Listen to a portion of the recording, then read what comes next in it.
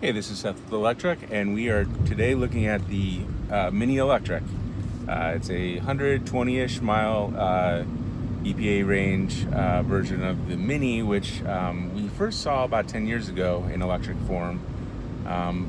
But BMW kind of closeted or garaged that, I guess, for a decade. And they came back with a beautiful car, one that we love inside and out, but one that also has some limitations. So let's go through those. Obviously, the elephant in the corner is the range, which is a little over 100 miles, which kind of puts it in the like early 2000s compliance car type of range, which obviously is a problem for a lot of people. So it's not the you can go on a long trip type of car. It's not the long commute type of car.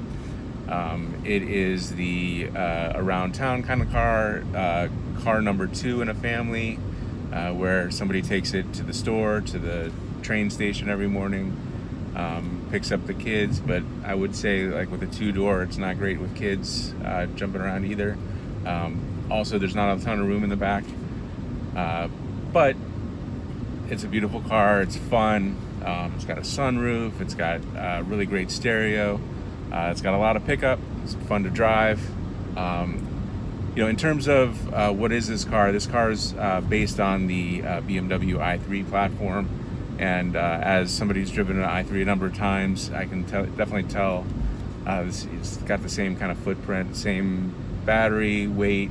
The tires are much different. The i3 tires are very big and skinny, whereas this is more like the Chevy Bolt tires, and that's another good comparison car. I owned a Chevy Bolt for 3 years. This feels a lot like that, maybe a little bit lower down, especially the ceiling height here. With this low ceiling, you can't, like when you're looking up to see a red light, you can't really do that too easily. But that's one of the drawbacks of having a form factor car like this. This is obviously a Mini. Mini is a small car. There's some trade-offs there. For the driver, it's not so bad.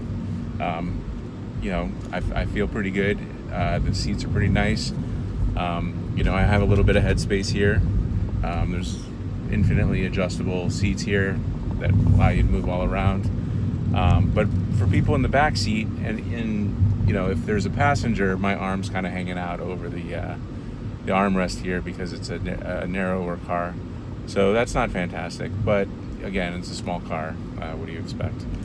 There's other things that I like and dislike about this car. The interior is beautiful. It's got a Mini aesthetic. So if you've ever driven a Mini, there's a lot of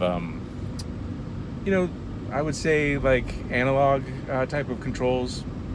There's buttons and knobs instead of like having a big touch screen like in a Tesla, or even some of the newer cars have more screens. This has a kind of a narrow screen to the right of the driver end, in the center stack, and then the speedometer is on kind of a bigger screen in front of the driver. One of the things I do really like about the Mini is how it handles. Like, I don't know if you can tell, but we're on kind of a windy road here, and it definitely corners nicely. I can definitely feel the G's, and the suspension is a little bit tighter than what I'm used to in like the Chevy Bolt, or even the sedans like the Model S or the Model 3.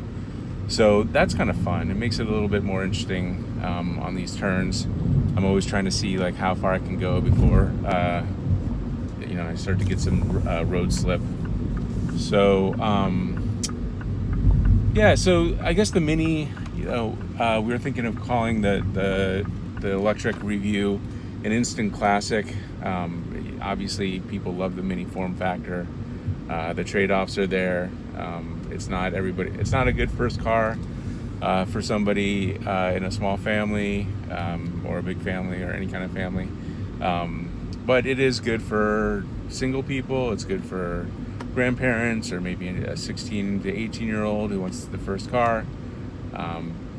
It's also, not terribly expensive for an electric car. And BMW kind of kept the price down by keeping the battery size really small, and that's probably the most EV fanatics are like, it's a 120 mile car, it's not even worth considering. And I was probably one of those people, but for the price, it's actually a pretty lust-worthy car. I think BMW will sell quite a few of them, as far as electric cars go. I really do hope, though, that they come out with something a little bit more compelling. I feel like if they had doubled the range or even got up to 200 miles on this thing, it would be a little bit more compelling. Obviously, the price would be a big hurdle to overcome, though. What else can I tell you about this car?